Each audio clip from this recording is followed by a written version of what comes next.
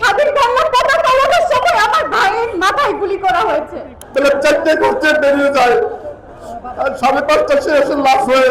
আমার ছেলে বলেছিল, আম্মু তুমি এক সন্তানের চিন্তা করো না, তোমার কাছে হাজার সন্তান যাবে। এমন কোন প্রতিষ্ঠান নাই, এমন কোন জায়গা নাই পুলিশ এবং আওয়ামী লীগ চাঁদা তোলে না। এই স্বপ্ন থেকে আমার ছেলে আমাকে লেখাপড়া করে খাওয়াবে, পড়াবে, চাকরি করবে, কিন্তু আমার সে আশা আর পূর্ণ হয় নাই। আমরা জানি না কত লোক ছাড়া পেয়েছে বা আমাদের হিসাব আছে কত লোক মিসিং আছে। এর প্রত্যেকটা হিসাব কোন স্পটে কখন কবে এগুলি অতি সহজে আমরা বের করতে পারবো। আমরা ন্যায় বিচার চাই, স্বাধীন কমিশন চাই, প্রকাশ্যে বিচার হবে। আমরা সবাই এক, ন্যায় বিচার চাই।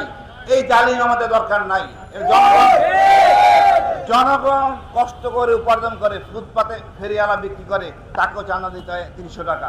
আরে বাবা, এর দাদা বাবা খোঁজ করে দেখো, এই মুক্তিযোদ্ধা, সে কষ্ট করে চাকরি দিতে পারে না, সে ফুটপাতে ব্যবসা করুক না, সেখানেও চাঁদা দিতে হবে। এমন কোন প্রতিষ্ঠান নাই, এমন কোন জায়গা নাই পুলিশ এবং আওয়ামী লীগ চাঁদা তোলে না।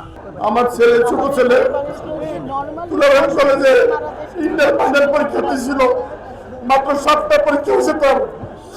সে 19শে জুলাই বেলা 4টে করতে বেরিয়ে যায় আর 5:30 সে এসে লাশ হয়ে। আমাদের একজনে ফোন করে যে আপনার ছেলে মেডিকেলে আসেন, তারপরে তো এই জায়গায় আমার ছেলে লাশে পড়ে আছে। আমি কি বলবো, আমি তো বিচার চাই আপনাদের কাছে। আমার ভাইয়ের বয়স মাত্র 13 বছর। আমার ভাইয়ের হাতে তো কোনো অস্ত্র ছিল না। আমার ভাই স্বাধীন বাংলার পতাকা ওড়াচ্ছিল। স্বাধীন বাংলার পতাকা ওঠানোর সময় আমার ভাইয়ের মাথায় গুলি করা হয়েছে। আপনাদের কাছে আমার প্রশ্ন, স্বাধীন দেশের আকাশে স্বাধীন বাংলার পতাকা ওড়ানোর সময় কেন আমার ভাইয়ের মাথায় গুলি করা হলো? এতটুকু ছোট বাচ্চাকে কেন টার্গেট করা হলো? এই দেশ স্বাধীন না, এই দেশ 71 স্বাধীন হয়নি, এই দেশ 24 স্বাধীন হয়নি। যে দেশের মাটিতে আমার শহীদ ভাইদের খুনিরা এখনো বুক ফুলিয়ে হাঁটতেছে, সে দেশ কখনোই স্বাধীন দেশ হতে পারে না। যে দেশের বাতাসে আমার মতো হাজার হাজার মা বোনদের আত্মনাদ ভাসছে, সে দেশ কখনোই স্বাধীন দেশ হিসেবে গণ্য হতে পারে না। আমি আমার ভাই সহ এই সম্পূর্ণ বৈষম্য বিরোধী ছাত্র আন্দোলনে যারা যারা শহীদ হয়েছে তাদের প্রত্যেকের হত্যার বিচার চাই। আমি খুব বেশি রোজগার করি না, আমি সামান্য একজন ক্লিনারে কাজ করি ছোট একটা মেডিকেলে। সেই আয় থেকে আমি আমার ছেলেকে টেক্সটাইল ইঞ্জিনিয়ারিং পড়াইতেছিলাম বিএসসিতে। আমার অনেক বড় স্বপ্ন ছিল, এই স্বপ্ন থেকে আমার ছেলে আমাকে লেখাপড়া করে খাওয়াবে, পড়াবে, চাকরি করবে, কিন্তু আমার সে আশা আর পূর্ণ হয় নাই। তবে আমার ছেলে 2:45-এ যখন আমার সাথে শেষ কথা হয়েছিল, সে যুদ্ধে বাইপেলে তখন ছিল, সে আমি বারবার বলছি, বাবা তুমি কেমন আছো? সে বলছে ভালো আছি। আমি বলছিলাম যে বাবা তুমি আন্দোলনে আছো, তুমি প্রয়োজনে বাসায় আসো, কিন্তু আমার ছেলে বাসায় আসেনি। আমার ছেলে বলেছিল, আম্মু তুমি এক সন্তানের চিন্তা করো না, তোমার কাছে হাজার সন্তান যাবে। আমি যদি শহীদ হই, আমার কাছে আইডি কার্ড আছে আম্মু, তুমি আমার লাশটা খুঁজে নিয়ে যাইও।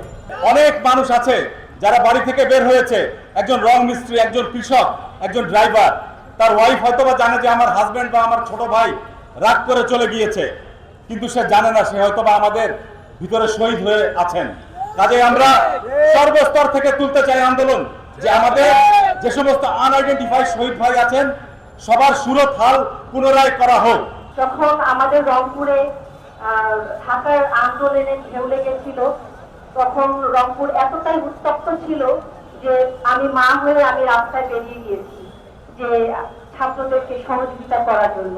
কার পানি লাগবে, কাকে সাহায্য করা লাগবে, কেউ যেন কাউকে না মারে।